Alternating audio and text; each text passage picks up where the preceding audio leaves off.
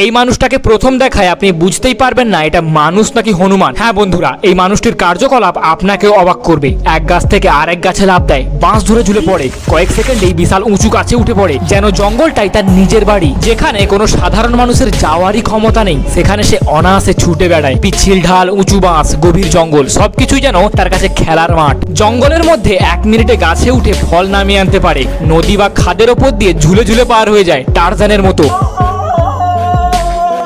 কোনো দড়ি ছাড়া শুধু শরীরের শক্তিতে উঁচু জায়গায় উঠে যেতে পারে, এমনকি কোথায় পা ফেললে পিছলাবে না, কোন ডাল ভাঙবে না সেটাও মুহূর্তে বুঝে যায়। কিন্তু এই জীবন একদিনে তৈরি হয়নি। আসলে এই মানুষটির নাম লিও আরবান। সে বিশ্বাস করে মানুষের শরীর শুধু চেয়ারে বসে থাকার জন্য তৈরি হয়নি, মানুষের আসল শক্তি লুকিয়ে আছে দৌড়ানোতে, ওঠানামায়, ভারসাম্যতে। যখন বেশিরভাগ মানুষ শহরের আরামদায়ক জীবনের দিকে ছুটছে, তখন সে বেছে নিয়েছে গাছ, জঙ্গল আর প্রকৃতির জীবন। প্রথমে ছোট ছোট ক্লিম্প, তারপর উঁচু গাছে ওঠা, এক গাছ থেকে আরেক গাছে লাফ, আর বছরের পর বছর প্র্যাকটিসের পর আজ সে এমন একটা লেভেলে পৌঁছেছে যেখানে জঙ্গলটাই যেন তার নিজের প্লেগ্রাউন্ড। আজ যখন আমরা মোবাইলের স্ক্রিনে আটকে আছি, তখন কিছু মানুষ এখনো জঙ্গলের বাতাসে স্বাধীনভাবে বাঁচতে শিখছে। আর তাদের দেখলে সত্যি মনে হয় মানুষ চাইলেও এখনো প্রকৃতির সব থেকে দুর্দান্ত প্রাণীগুলির মতো চলাফেরা করতে পারে। লাইক আর ফলো করতে ভুলো না।